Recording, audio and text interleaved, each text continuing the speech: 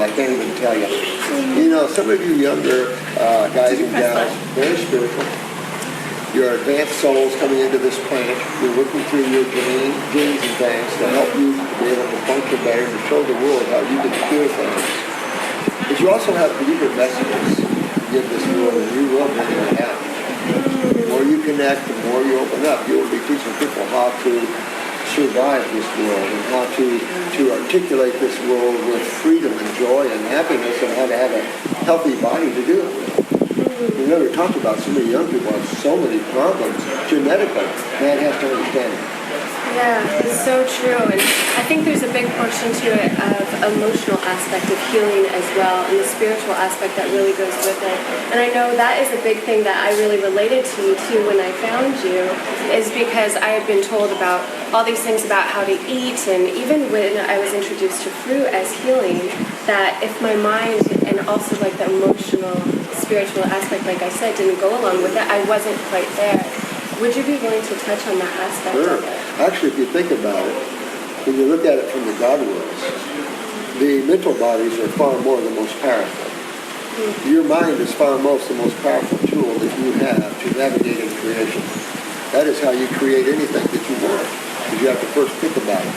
The mental world is how creation is contrived. Then the next world up is the emotional world. Still more powerful than the physical world. The physical body is just a house where your mind and emotions culminate into a very inert physical chemical structure. The emotional bodies are so much more, I don't know what the word is, it's just larger. Your astral body is, and the astral levels are so much grander than the physical. Then the mental worlds are then humongous. And we talked about in class, the causal body that we have is a part of the mind that's filming your journey while you're experiencing your creation. And that is the mind that he used to think with. But you use it to think with. The question is, who is the thinker? Who is the thinker of your thoughts? And some people think it's the mind that is the consciousness behind thoughts, and that is not true at all. You can go beyond the mind, and that's the level that's being introduced in this world right now. It was introduced by J. Krishnamurti, and a lot of people, Ram Dass wrote a book on Be Here Now. And so this was a lot of years ago, and you're seeing more and more teachings. Dr. Carl was here, a lot of them were here bringing out the living in the present moment, outside of thought and emotion. You can use those aspects. Those aspects are dualistic. Consciousness is not positive and negative. It's not dualistic. Creation, however, works with two forces, positive and negative. So when you see a positive, there's a negative right behind it. You have two sides to every coin. So every experience you have the positive side of that experience, but then there's the negative side of that experience too. So when you're dealing in mind and emotions, you can have positive aspirations or negative aspirations with either one. In the physical body, they culminate in the endocrine glands. So your endocrine glands in your body relate to your etheric bodies. Your emotions are tied in your adrenals, lower back. That's tied to your sexual organs and things like this. So when you have anxieties and breathing problems, things like that, that is your adrenal glands. And I totally relate to that, totally personally. I will say the average soul coming into this planet taking on a body right now is up against chronic adrenals. There are very few people that do not have adrenal gland weaknesses. They sit on top of the kidneys. They control the kidneys, the great lymphatic system, the autonomic nervous system, steroids, and all mineral utilization. The adrenals are unreal. But because of the neurotransmitter side, they affect your breathing. And the home of that autonomic is your gut, is your stomach area, solar plexus. There's a big nerve ganglia right here. Goes to the adrenals and then up to the cerebellum. And this is the work with it. It's how you breathe, heart pump, bowels move. And when that's down, all those things are down. Yeah. The blood pressure's down, blood sugar can go down, everything starts going down. Everything works together, and I think that's such a big piece. And so I know a lot of my friends out there and followers and my loved ones too that are struggling with so many different illnesses, dis-ease, and the word autoimmune is thrown about quite a bit. I know that I've been diagnosed with one, and I'm curious about your thoughts on autoimmune, especially because I know there's a lot of people watching that are curious about this. You know, when you're told you have an autoimmune problem, basically you have someone telling you they don't have a clue to what your problem is. But they're going to lump it into this big category called autoimmune. There's no such thing. You know, you have to learn, and you're learning, the great lymphatic system. This is the sewer system of the human body. It is the dominant of the two fluids. You only have two fluids that run the cells of the human body. And these two fluids circulate around every cell in the human body. And it's called interstitial fluids. You have blood and lymphatic, basically. The lymph system is how you remove metabolitic waste from the cell. It's been like anybody else. If you are an individual human, you have two things you have to do. You eat and you eliminate your waste. Every cell in your body, and you have roughly 100 trillion of them, have to do the same thing.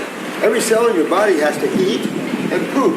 If I'm a cell in your liver, I can't just get up and go to the bathroom.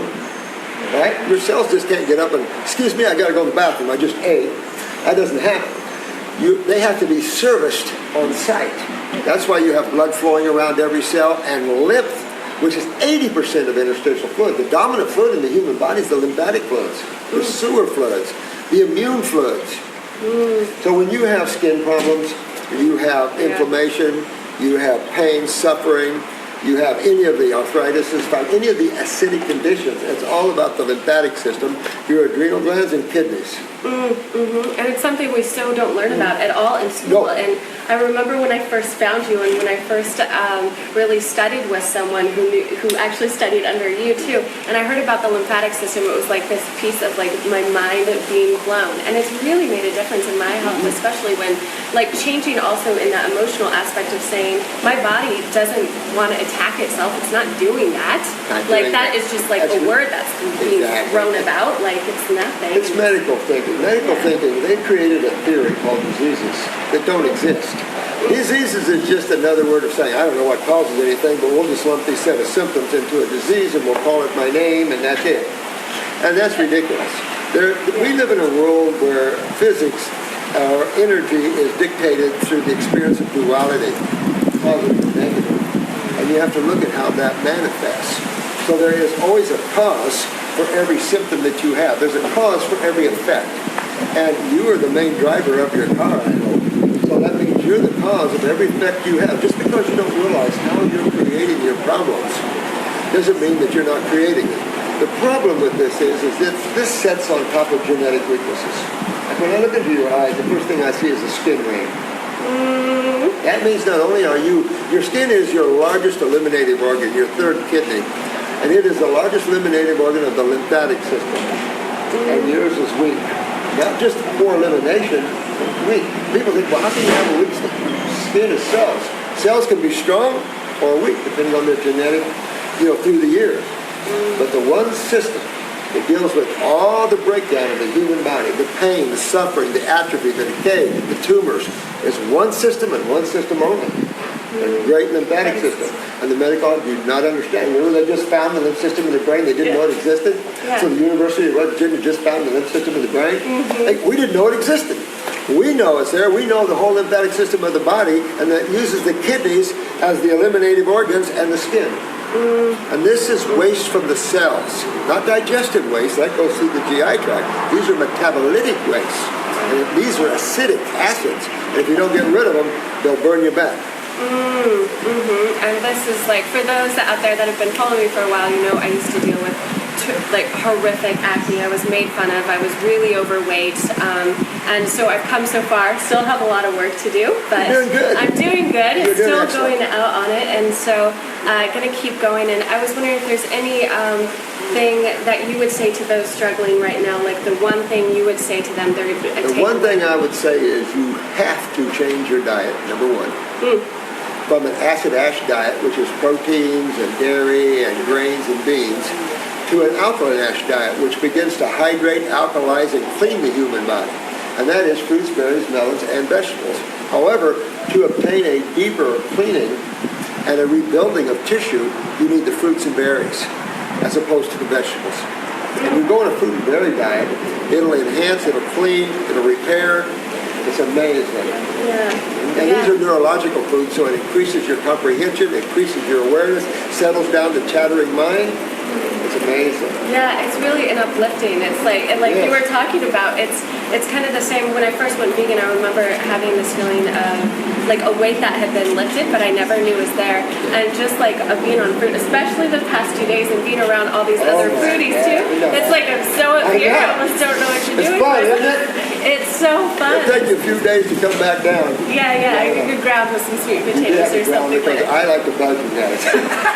Yeah, and it's so great. Yeah, consciousness is where it's at. God is where it's at, that sort of thing. And so I like to teach the physical world how to get healthy and things, but that's the simpler side of life, even though for this planet it seems to be complex. It's only complex because man keeps using the same academic teachings, and it's just like a circle.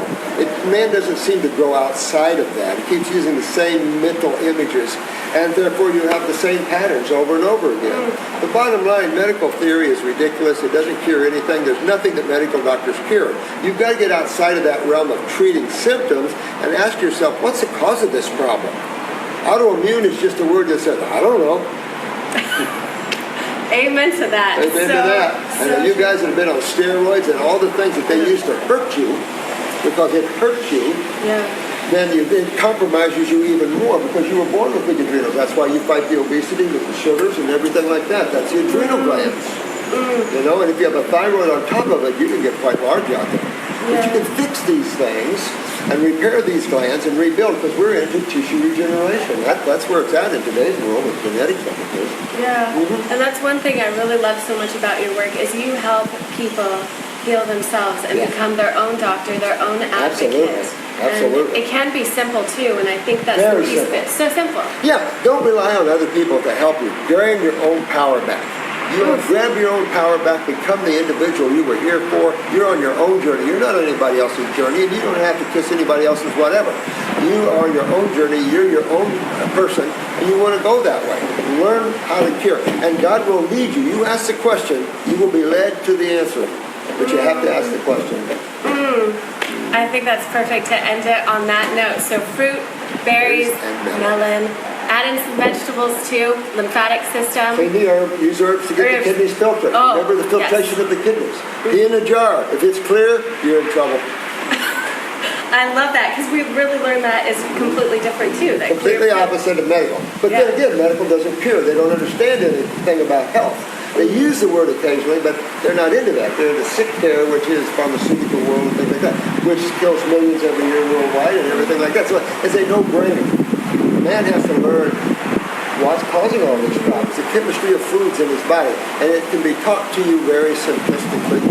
Yes, it can. I think we keep it simple. It was so simple, and I have so much to say, but we'll keep it short because I know you have to go back to teaching, which she's the most amazing teacher too. And thank you so much, Dr.